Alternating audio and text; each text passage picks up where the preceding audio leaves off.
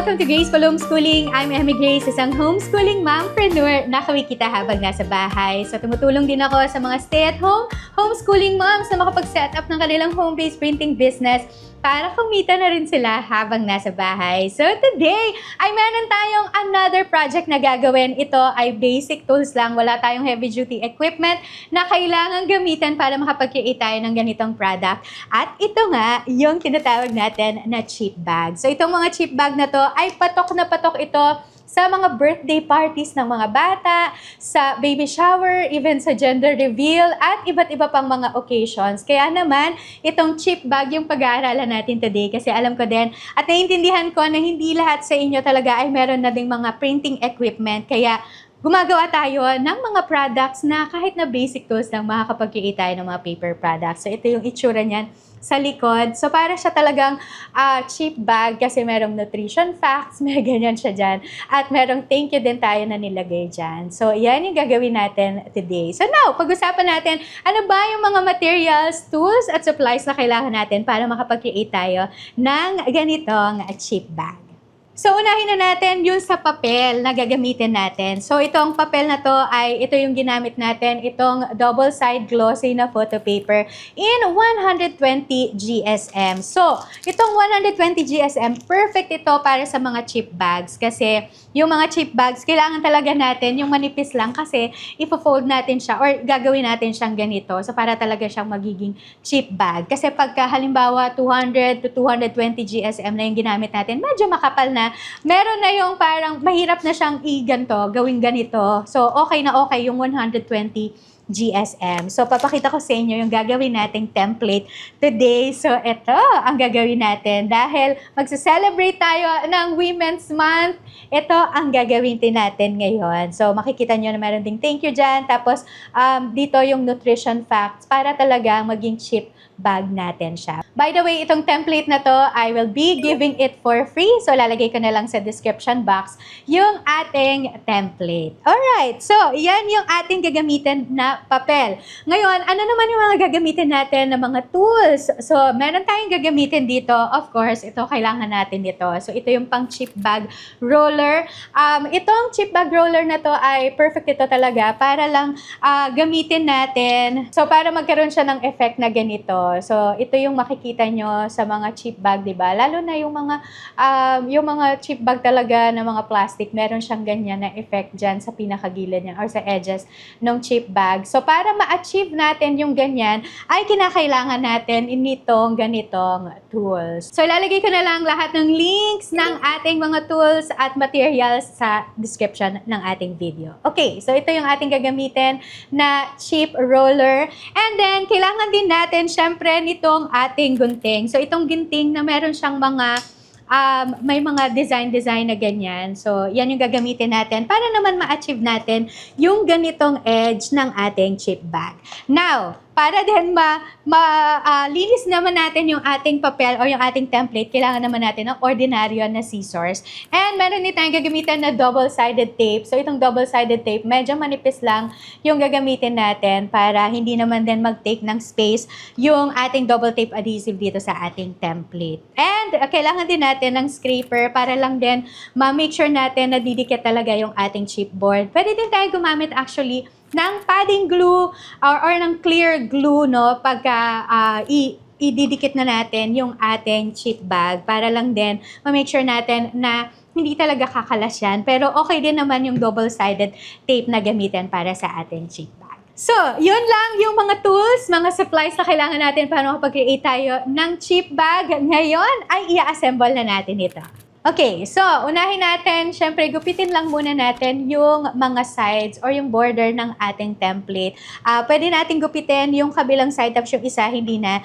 Ang ginagawa ko lang, gunting lang para lang din ma-make sure natin na pantay talaga siya. Pero pwede din kayong gumamit ng cutter or paper trimmer kung meron kayong mga paper trimmer sa inyong mga bahay. So ginugupit ko itong edge nito para lang din malinis tingnan yung ating mga cheap bags. Kasi nga, pag hindi natin yan, makikita talaga yan doon sa ating cheap bag. So, ito yung gugupitin natin.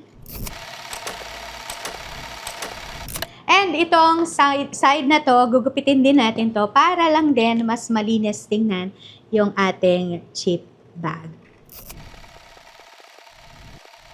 Okay, so itong side na to ay ililive ko lang yan kahit hindi na natin gupitin kasi matatago naman yan mamaya.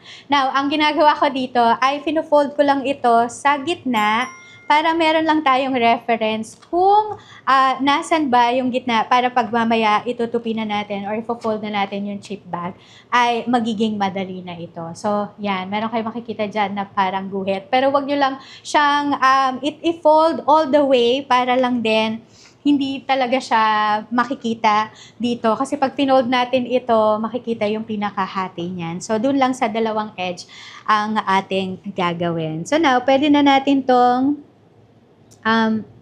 i-fold para lang makita natin na sakto na yung ating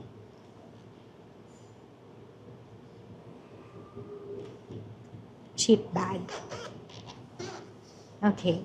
So, pag na-fold na natin yan, pwede nating i-open muna ulit. Tapos, maglalagay lang tayo dito ng double side na tape.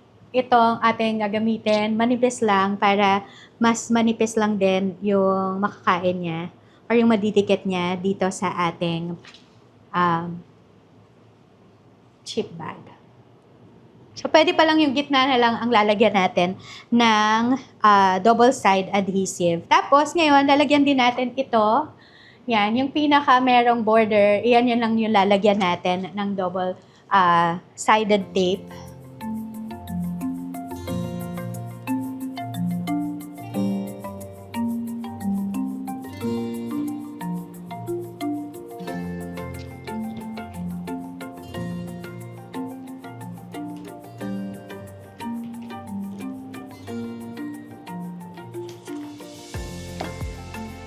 Okay, tapos, tanggalin na natin tong ating double side tape.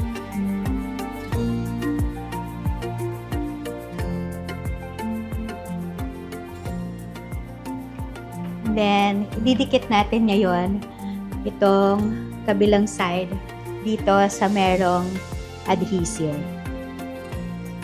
There you go. And then, tanggalin natin ngayon itong double-sided dito sa pinakailalim. Tapos, ididikit natin yan. So, pwede tayong gumamit ng scraper para lang ma-make sure natin na dikit talaga siya. So, yan. Ito ngayon yung ating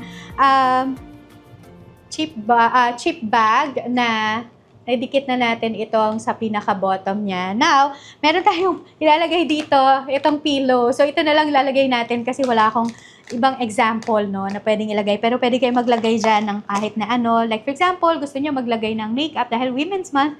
Makeup, lipstick, cosmetics, skincare, pwede din. So, kung ano yung gusto nyong ilagay, pwede din na wallet or bag ang pwede nating ilagay dyan. Pero for the sake of our example, ito lang muna ang gagamitan natin. So, ipapasok lang natin yan dito sa loob ng ating chip bag. Ayan.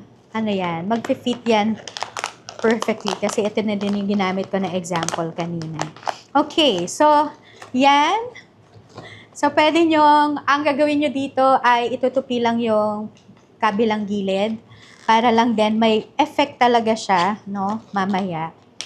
Okay, tapos dito naman, pwede din sa taas, pwede din kayo maglagay ng double tape adhesive or kaya naman, pwede naman din ng padding glue. So, ito na lang gamitin natin para mapakita ko sa inyo kung paano tayo mag-create ng or paano tayo maglalagay ng padding glue dito sa ating chip bag. So, pwede kayong maglagay ng konting-konti lang na glue.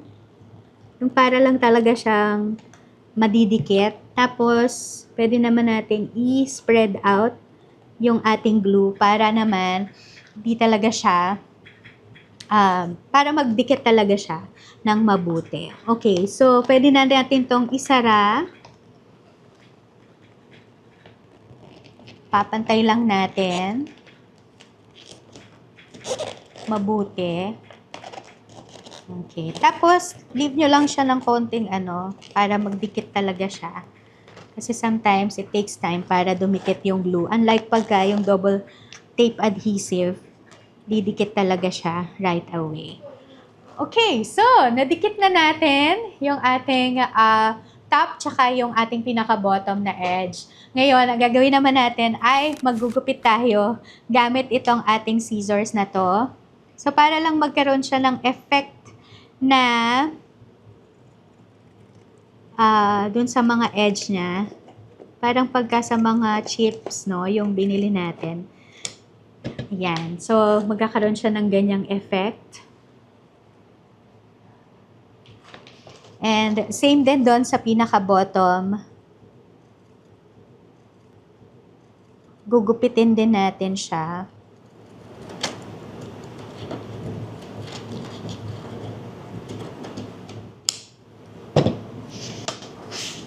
So, there. Meron na tayong edge dyan. So, ang pinaka-last na gagawin natin na step ay syempre, i-roll na natin siya dito sa ating chip bag na roller. So, pwede nyo lang ilagay yan sa table nyo. And then, isushoot lang natin ito dito sa pinaka-roller. And then, ipipihit lang natin itong natin, chip bag roller. And then, ayan, yung magiging effect niyan. So, same din siya. Same step din dito sa pinakataas natin. Roll lang din natin siya. And then, there you go. Okay, so, nakagawa na tayo ng ating chip bag. And look at this. Ang ganda ng gawa ng chip bag. And even yung color talagang pasok na pasok siya, diba? Sa ating template na Women's Month. So, eto na yung ating finished product. Yan yung dalawa nating ginawa na chip bag. Alam niyo ba na sobrang patok na patok itong mga chip bags, lalo na sa mga birthday parties ng mga bata kasi nga mahilig sila sa mga chips, di ba? Kaya yan yung ating chip bag, yung ginawa nating paper product today. So I hope na meron na ulit tayong na-unlock na another project or another product na pwede nyong i-explore as you start your own home-based printing business. So ito, yung mga chip bags, hindi natin kailangan ng heavy-duty equipment, just the basic tools lang at marami na tayong pwedeng gawin na mga chip bags. So now, kung nakita nyo tong mga chip bags natin, isa lang ito sa mga paper products na tinuturo natin sa Papers to Profits. Marami pang paper products ang matututunan kayo inside Papers to Profits. So, yung Papers to Profits, it's a comprehensive guide kung saan tutulungan ko kayo na mag-setup ng home-based printing business at paano din kayo talagang kikita, posible talagang kumita habang nasa bahay. So, dito sa Papers to Profits ay nagtuturo din ako kung paano kayo mag-create ng mga iba't ibang klaseng mga paper products at paano din ito ima-market, ilo-launch at ibibenta kasi nga mahirap na meron tayo talagang mga magagandang mga paper products pero hindi naman natin alam kung paano natin ito ipopromote at ibebenta. Tinuturo din natin yan sa Papers to Profits. And you will also have access to our exclusive student community. So kung saan makakuha kayo ng maraming inspiration at motivation para sa inyong kumikita habang nasa bahay journey. So yan, at marami pang access ang makukuha nyo inside Papers to Profits. So kung interested kayo dyan, ilalagay ko yung enrollment link natin in the description box. So thank you so much for joining me today sa paggawa ng ating mga chip bags. Kung meron man kayong printer sa inyong mga bahay at kung meron kayong papel, gunting at glue, pwede na kayong mag-explore at magsimula na gumawa ng mga chip bags. Na mag-subscribe lang kayo para sa mga rami pang mga product tutorials, video tutorials kung paano natin papalaguin ang ating home-based printing business. So i-click nyo lang yung subscribe button at i-turn on nyo na rin yung notification bell para hindi nyo nga nami-miss out yung mga ganitong content here in my channel. So thank you so much for joining me and I hope that I'll see you in our classroom. Mag-enroll na kayo sa Papers to Profits and I hope that I'll see you again on my next one. God bless everyone and I will see you around. Bye!